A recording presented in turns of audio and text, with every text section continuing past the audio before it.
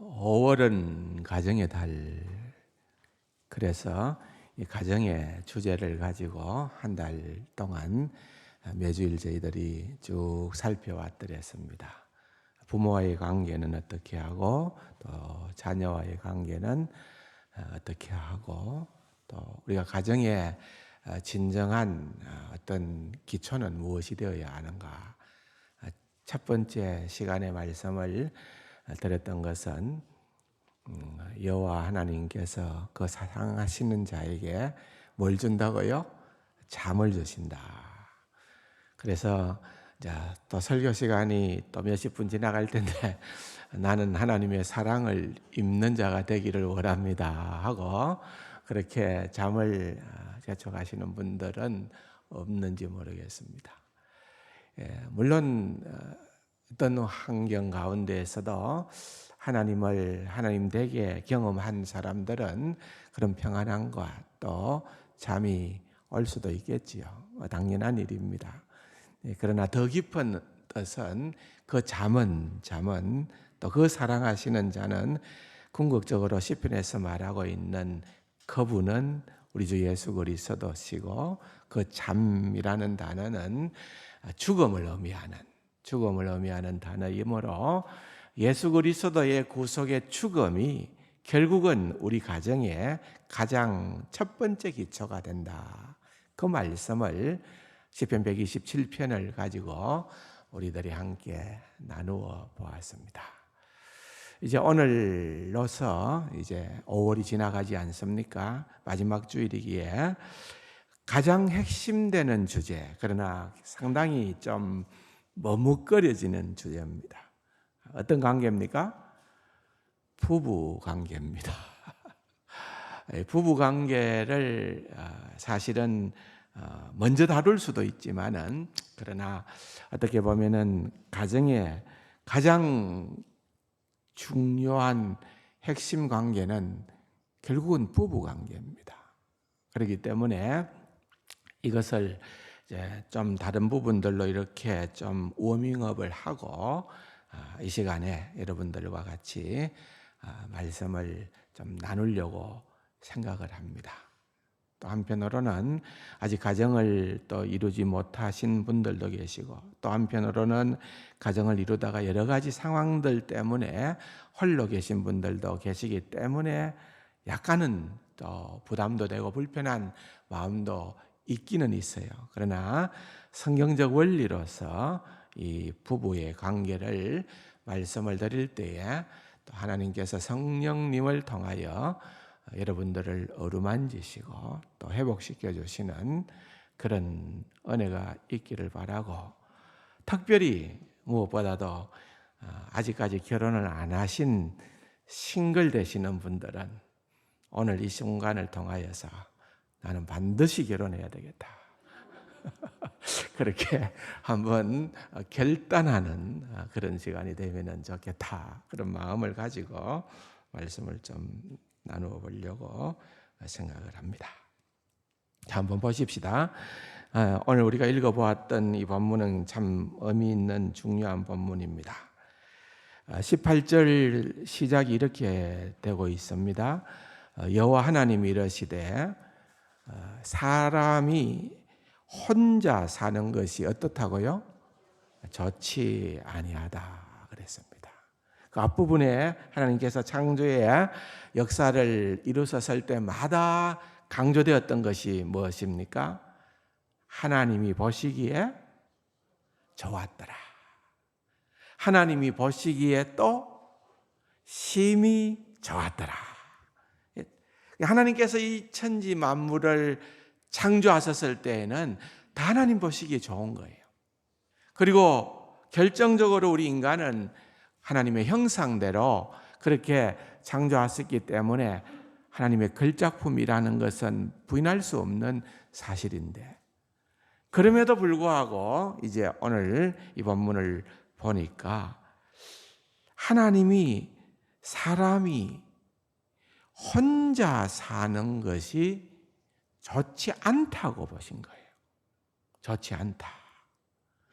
히브리 말로는, 기록된 말씀인 히브리 말로는 로라는 말, 로 아니다는 말이에요. 로 토브라는 말은 선하다는 거예요. 좋다, 아름답다는 말이에요.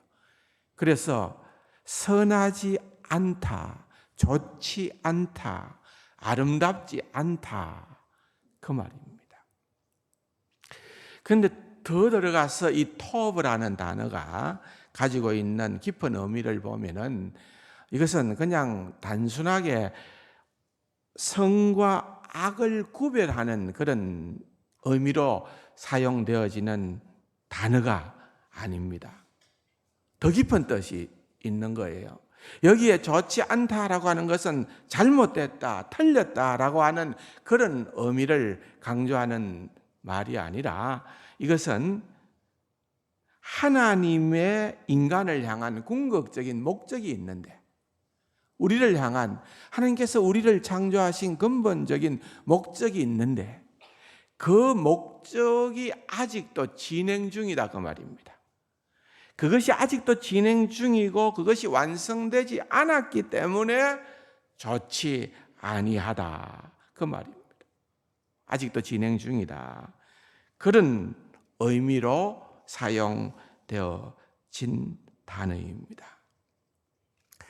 그래서 어떻게 하십니까? 하나님께서 그렇게 진행을 시키니까 목적을 향하여서, 완성을 향하여서 진행을 시켜야 하기 때문에 18절 하반부에 보니까 뭐라고 얘기를 합니까? 내가 그를 위하여 돕는 배필을 지으리니, 그렇게 말씀하시죠. 배필을 짓겠다는 거예요. 아담을 위해서 그 짝을 주겠다, 그 말이에요. 그런데 거기에 표현이 굉장히 중요한 단어가 나와요. 어떤 배필을 준다고요? 돕는 배필. 한번 따라 합시다. 돕는 배필. 돕는 배필. 이것은 굉장히 중요한 의미를 담고 있는데 거기에 반해서 우리는 좀 자의적인 해석을 할 때가 있습니다. 그냥 아내는 남편이 주도적으로 하고 남편이 하는 것을 그냥 좀 도와주는 역할을 하는 것이 아내로구나, 이런 돕는의 개념은 우리는 그런 의미를 좀 담고 있습니다. 그런데 이 돕는다는 단어가 히브리 말로 어떤 단어인 줄 아십니까? 혹시 아시는 분 계시나요? 이 돕는다, 돕는 이 말은 에제르라는 말이에요. 들어보셨죠? 에제르라는 말이에요. 이 에제르라고 하는 말이 아주 특별한 단어입니다. 왜 특별한 단어인가 하면은 성경 전체를 놓고 보면은 이 에제르라고 하는 단어가 수식하는 것은 하나님입니다. 누구라고요? 하나님에게 해당되는 거예요. 대표적인 성경 구절이 시편 54편 4절에 보면은 이렇게 나옵니다. 하나님은 나를 어떻게 하는 분이라고요? 돕는 이시며, 이게 에제르예요. 하나님은 나를 돕는 이시다. 놀라운 단어입니다. 이 에제르라고 하는 단어는 하나님께 수식할 수 있는 단어예요. 그런데 하나님께서 자신을 수식하는 그 단어를 누구에게 허락을 하셨느냐? 여자에게. 그래서 이 돕다 하는 것도 여러분들이 좀 더 깊이 들어가서 보면은 도움은 누가 누구에게 주는가 하면은 강한 자가 약한 자에게 주는 게 도움입니다. 약한 자가 강한 자에게 주는 것은 도움이라고 안 합니다. 강한 자가 약한 자에게. 그래서 이 본문을 가지고, 이 단어를 가지고 시작됐던 게 뭔가 하면은 여성 우월론입니다. 우리는 이 단어의 개념을 그렇게 깊이 있게 모르기 때문에 그랬었는데, 이 단어의 원래적 의미를 깊이 알았던 사람들은 그러기 때문에 남자보다는 여자가 더 강한 자라는 거예요. 여러분 어떻게 생각하십니까? 여자가 셉니까? 남자가 셉니까?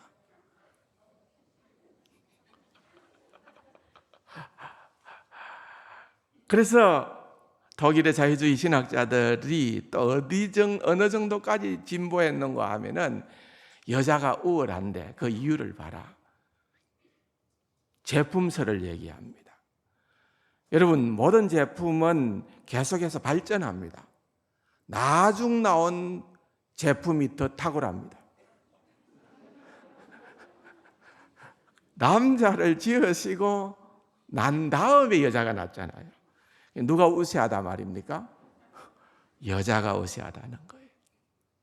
두 번째 주장은 뭔가 하면은 재료설입니다. 아담은 남자는 뭐로 만들었다고요? 흙으로. 여자는 뭐로 만들었어요? 오늘 성경에 보니까 뼈로 만드는 거예요. 흙보다는 뼈가 재료가 월등하다는 거예요. 여러분 좀 말이 되는 것 같지 않습니까? 여자가 강하다 그렇게 주장을 하는 거예요. 에제르라고 하는 단어도 그럴 뿐 아니라 살펴보면은 그런 것 같다. 남자는 뭐 그냥 큰 소리 치기도 하고 뭐 그렇게 하는 것 같은데 실은 보니까 다 나이가 들면 들수록 더 지어 산다. 그런다는 거예요. 어떻게 보면은 진짜 더 강한 것 같아요. 저도 보니까.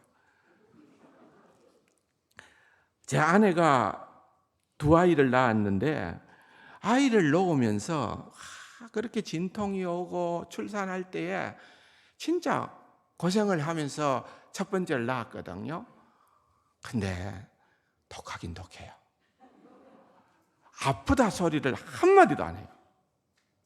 제가 어느 정도 그걸 못 느꼈는가 하면은 제가 같이 병원에 있었는데 제가 계속해서 잤습니다. 졸았습니다. 나오는 줄 한밤중인데 아이가 나오는 줄 알는데 내가 고통이 없으니까, 내가 아픔이 없으니까 제 아내는 표현을 안 하니까. 근데 진짜로 독해요. 남자보다는 여자가 강한 것 같아요. 예를 들면 사업이 막 파산이 되고 뭐 하던 일이 안 되어갖고 남자는 막 집에 들어가서 방에 얼음찜하고 덜 누워버리지만은 그럴 때 여자들은 어떻게 합니까? 같이 죽자 이런 게 아니고 그때 방문을 박차고 나오면서 보따리 장사라도 하고 내가 우리 집안을 책임지겠다, 살리겠다. 그게 여자예요.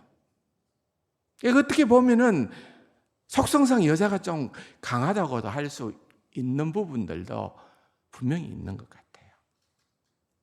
그런데 여러분 그 싸움은 의미 없는 싸움입니다. 성경을 보면은 성경에는 남자가 우월하냐 여자가 우월하냐 거기에 대해서 어떤 언급도 없습니다. 단지 역할이 다르다는 겁니다. 동등하지만은 그 역할이 다르다. 남자는 남자로서의 역할이 있고 남편은 남편으로서의 역할이 있고 여자는 아내는 역할이 다르다.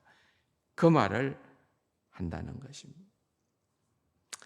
계속해서 이 아담의 배필을 하나님께서 어떻게 만들어 가시는가, 하나님의 그 전략과 그 순서를 우리가 한번 살펴볼 필요가 있습니다. 그런데 자세히 보세요. 18절 하반부에 보면은 내가 그를 위하여 돕는 배필을 지으리라 하시고서는 이어서 나오는 19절 같이 한번 읽어봅시다. 여호와 하나님이 흙으로 각종 들짐승과 공중의 각종 새를 지으시고 아담이 무엇이라고 부르나 보시려고 그것들을 그에게로 이끌어 가시니 아담이 각 생물을 부르는 것이 곧 그 이름이 되었더라. 그러니까 이 지구상에 존재하는 모든 생물의 이름은 누가 지었습니까? 아담이 지었어요. 근데 이 이름을 짓는다는 것은 단순히 그냥 아무렇게나 생각나는 대로 툭툭 이름을 던지는 것이 아니라 히브리인들의 개념에서 이름을 짓는다는 것은 어떤 의미가 들어있는가 하면은 그것은 반드시 그 속성과 가치를 꿰뚫어 본다는 의미가 있습니다. 그 적합한 이름을 짓는 거예요. 모든 이름을 짓는 데에는 그 것만이 가지고 있는 독특한 특성과 그런 부분들을 꿰뚫어 보면서 아담이 이름을 지은 거예요. 하나님께서 그것을 보실 때 마음이 얼마나 좋았겠습니까? 하나님의 형상대로 지음받은 아담이 하나님께서 만드신 그러한 모든 동물들의 이름을 적합하게 짓는 것을 보고 얼마나 기뻐하셨겠습니까? 그런데 여러분, 의도하심이 뭔가 보면은 20절에 아담이 모든 가축과 공중의 새와 들의 모든 짐승에게 이름을 주니라. 그 다음에 보니까 어떤 표현이 또 등장합니까? 아담이 돕는 배필이 없으므로. 이런 표현이 또 등장하는 겁니다. 다시 말하면은 하나님께서 아담으로 하여금 모든 동물들, 살아있는 모든 것들에 대한 이름을 짓도록 한 데에는 그냥 미션을 준 것이 아니라 거기에는 하나님의 의도하심이 있다는 거예요. 하나님께서 그렇게 하심으로 말미암아서 아담이 무언가를 깨달을 수 있게끔, 눈치챌 수 있게끔, 느낄 수 있도록 했다. 그게 뭘까요? 두 가지. 하나는 모든 하나님께서 지으신 모든 만물은 다 뭐가 있다? 짝이 있다는 거예요. 모든 것은 다 짝이 있다. 내 말고는 다 짝이 있네. 깨닫게 되는 거예요. 두 번째로 그 동물들이 다 이름 짓고 빠져나갈 때에 아마 아담이 눈을 씻고 혹시라도 이 가운데 내 짝이 있는가, 내 짝이 될 만한 게 있는가, 그런 생각을 했는지는 모르겠지만은 자기와 격이 맞는 짝을 찾을 수가 없었던 거예요. 세상에 그 어떤 것도 자기와 격이 맞는 것이 없다. 그것을 깨달아 알게 된 거예요. 결국은 그 다음 기절을 보면은 21절에 여호와 하나님이 아담을 깊이 잠들게 하시니, 예사롭지가 않은 표현이지요. 여러분, 아담은, 우리가 믿는 사람들에게 있어서 아담은 반드시 상징적인 의미가 거기에 담겨 있습니다. 아담은 반드시 오실 예수 그리스도의 표상입니다. 그래서 예수님은 나는 두 번째 아담이다, 나는 마지막 아담이다, 그렇게도 말씀을 하신 거예요. 그러므로 여러분, 이것은 결국은 아담을 통하여서 우리가 생각을 해야 하는 것은 예수 그리스도의 그 모든 것들을 느껴야 되는 거예요. 아담은 예수 그리스도의 그림자다. 그런데 잠들게 하셨다? 잠들게 하셨다? 우리가 첫 시간에 사랑하시는 자에게 잠을 준다는 그 쇠나라는 히브리 말은 곧 죽음을 의미한다라고 말씀을 했는데 결국은 이것도 같은 표현이에요. 하나님께서는 아담을 죽게끔 하시고 그로부터 여자를 만드신 거예요.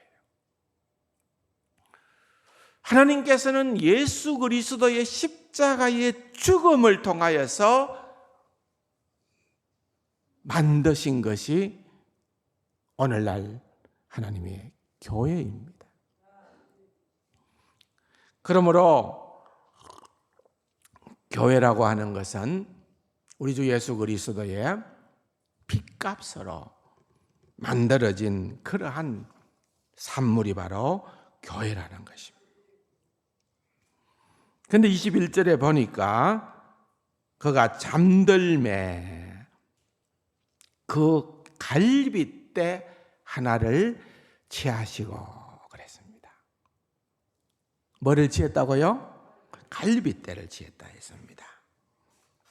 이건 굉장히 중요한 표현입니다. 왜 하필이면 갈빗대냐? 여러분, 갈빗대라는 이 말은 또 젤라라는 히브리 단어인데, 이 젤라라는 히브리 단어가 신약 성경으로 넘어오면은 이 갈빗대라는 단어가 옆구리라는 단어로 표현됩니다. 어떤 단어로 표현된다고요? 옆구리. 느낌이 옵니까? 옆구리 하면은 우리는 누굴 연상합니까? 예수 그리스도지요. 대표적인 성경 구절을 여러분 한번 잠깐 같이 눈으로 확인할까요? 요한복음 19장 34절에 보면 예수님의 십자가의 죽으심의 장면을 기록할 때에 그중 한 군인이 창으로 옆구리를, 예수님의 옆구리를 찔렀다 그랬습니다. 그러니까 그 피와 물이 나오더라. 20장 20절에 보면 이 말씀을 하시고 손과 옆구리를 보이시니 제자들이 주를 보고 기뻐하더라. 25절에 보면은 도마가 이르되 내가 그의 손에 못자국을 보며 내 손가락을 그 못자국에 넣으며 내 손을 그 옆구리에 넣어보지 않고는 믿지 않겠다 그랬습니다. 여러분, 이 옆구리라는 단어가 갈빗대를 의미하는 단어예요. 그렇다고 하면은 예수 그리스도의 그 놀라운 구속사, 십자가에서 죽으신 그 고난의 현적의 대표적인 그런 흔적이 어디냐? 옆구리라는 거예요. 그 옆구리를 통하여서, 그 옆구리에 찔린 창을 통하여 피와 물이 쏟아지고 그 죽음을 통하여서 이 땅에 하나님의 교회가 세워졌다는 것입니다. 이 땅에 그리스도의 신부가 나오게 되어졌다 그 말입니다. 아담의 죽음, 여러분, 하나님께서 죽음을 방불하게 하는 그러한 잠을 통하여 갈빗대를 취하여 하와를 만들어 주셨다 그 말입니다. 그러므로 묘한 상관관계가 있습니다. 이 놀라운 신비가 여기 있습니다. 부부의 관계는, 그리스도인의 부부의 관계는 단순히 그냥 부부의 관계가 아니라는 거예요. 이 관계 속에 놀라운 신비가 들어있는데 그것은 그리스도와 교회의 관계가 어디에서 학습되고 훈련되고 확인되고 성숙되느냐? 부부관계를 통해서. 뭘 통해서요? 부부관계를 통해서. 그래서 제가 결혼하라는 거예요. 부부관계를 통해서 그것이 확인된다니까요. 여러분, 너무 중요하지만 또 잘 아는 말씀 우리가 빨리 한번 눈으로 확인합시다. 에베소서 5장 22절부터 32절까지 제가 한번 읽어드리겠습니다. 아내들이여 자기 남편에게 복종하기를 주께 하다다라. 이는 남편이 아내의 머리됨이 그리스도께서 교회의 머리됨과 같음이니 그가 바로 몸의 구주시니라. 그러므로 교회가 그리스도에게 하듯 아내들도 범사에 자기 남편에게 복종할지니라. 남편들아 아내 사랑하기를 그리스도께서 교회를 사랑하시고 그 교회를 위해서 자신을 주신같이 하라. 이는 곧 물로 씻어 말씀으로 깨끗하게 하사 거룩하게 하시고 자기 앞에 영광스러운 교회로 세우사 티나 주름 잡힌 것이나 이런 것들이 없이 거룩하고 흠이 없게 하려 하심이라. 이와 같이 남편들도 자기 아내 사랑하기를 자기 자신과 같이 할지니 자기 아내를 사랑하는 자는 자기를 사랑하는 것이라.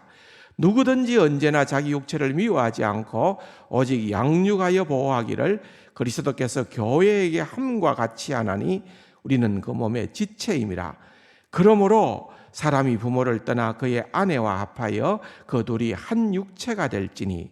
32절 다 같이 한번 읽어볼까요? 이 비밀이 크도다. 나는 그리스도와 교회에 대해 말하노라. 여러분, 이게 무슨 말일까요, 여러분? 너무 잘 알지만 지금 사도 바울은 남편과 아내를 위한 권면을 하고 있습니다. 그런데 뜬금없이 그리스도와 교회를 얘기하는 거예요. 여러분, 이게 어마어마한 상관관계가 있다. 그리스도인의 부부 관계는 마치 그리스도와 교회와의 관계처럼 그렇게 해야 된다. 남편들의 역할은 그리스도와 같이.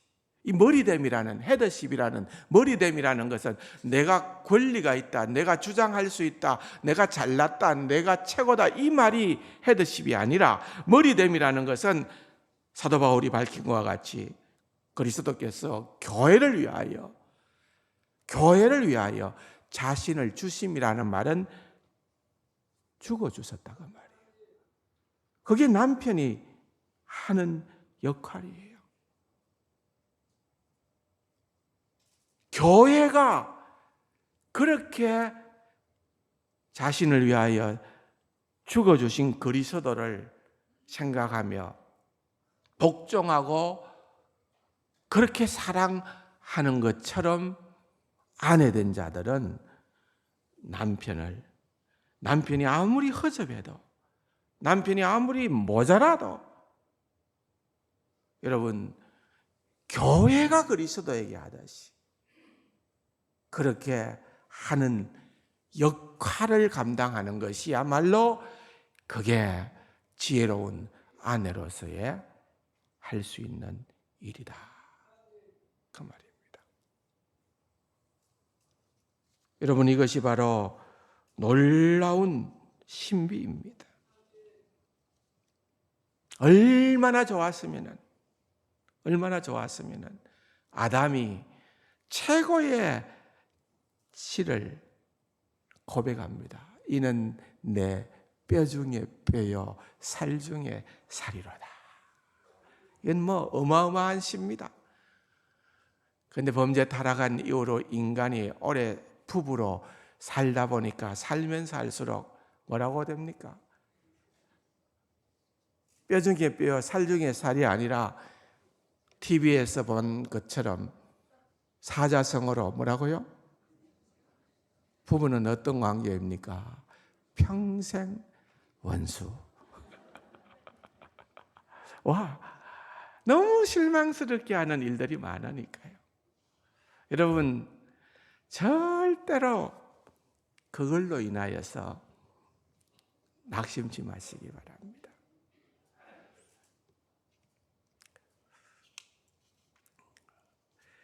왜냐하면 놀라운 사실은 그런 참 세월이 지나면 지날수록 서로 간에 대한 어떤 안타깝고 절망스러운 그런 부분들이 자꾸만 약점들이 노출되어지기 때문에 여러분들이 기대하는 것이 더 완벽한 남편, 완벽한 아내를 찾으면 해답이 없습니다.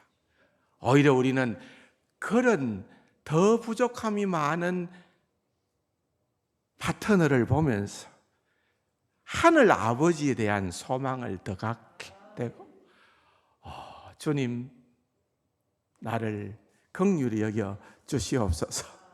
그렇게 나아가는 것입니다. 여러분, 결국은 우리 인간은 범죄 타락한 본성들이 있기 때문에 이기적이기도 하고 그야말로 늘 자신의 책임보다는 권리만을 주장하려고 하고 그런 것들이 있어요. 참 많이 있습니다. 나는 이런 조건을 가지고 있는 완벽한 배우자를 만나게 되면은 그때 나는 반드시 결혼할 것입니다. 그런 사람은 평생 못 만납니다. 평생. 결혼은 일단 저지르고 보는 겁니다.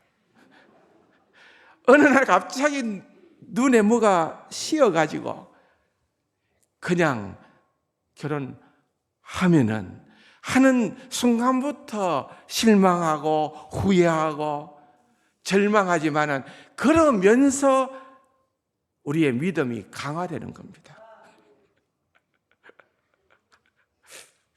남편이 내게 너무 잘해주니까, 아내가 내게 너무 잘해주니까. 물론 여기에 보면은 그런 분들도 꽤 많이 있는 것 같아요. 그러나 대부분은 그렇지 못합니다. 대부분은. 물릴까요? 절대로 사용해서는 안 되는 언어가 있습니다. 뭔지 아시죠? 끝이다. 헤어지자. 이건 결국은 뭡니까? 책임 안 지겠다 그 말이에요. 책임 안 지겠다.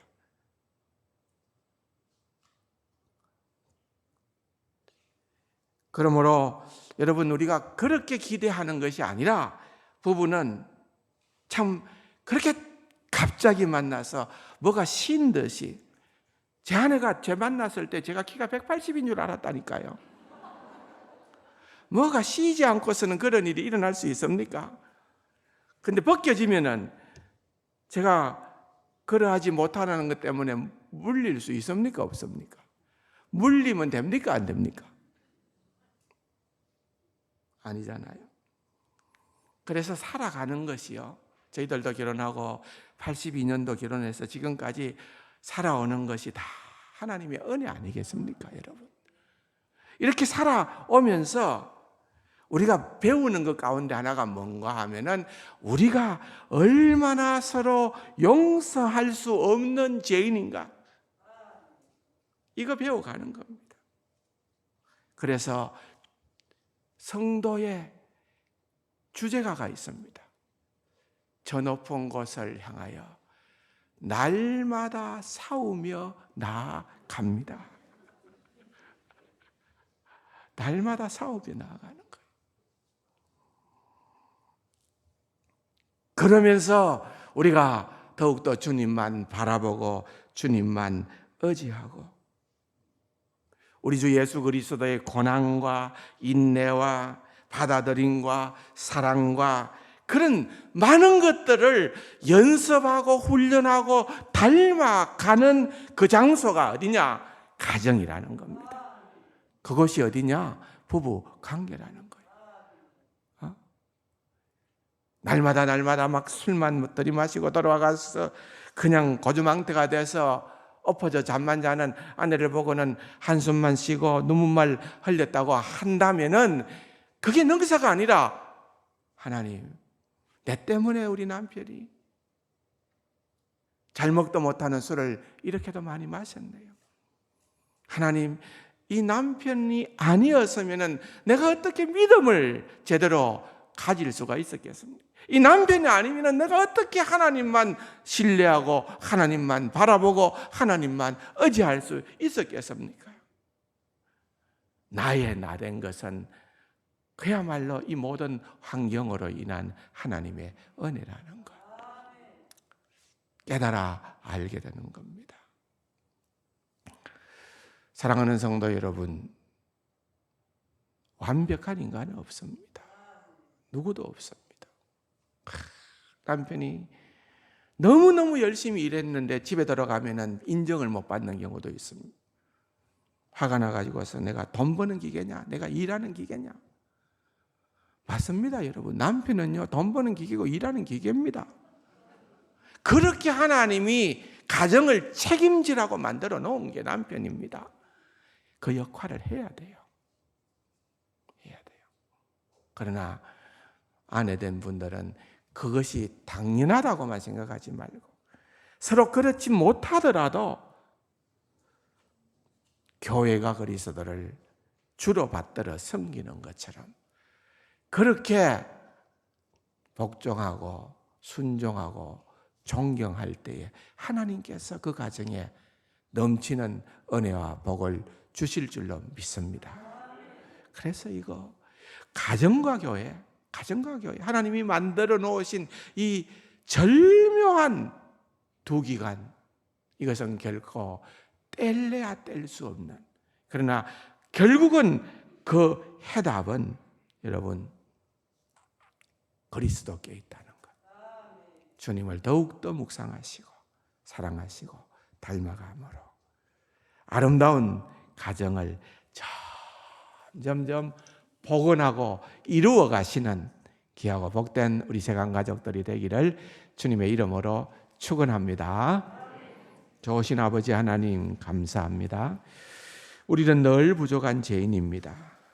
범죄 타락한 이후에 우리의 죄된 본성은 늘 숨기기를 좋아하고 나만의 비밀을 간직하기를 좋아하고 아버지 하나님 부끄럽기 짝이 없는 그러한 우리들입니다.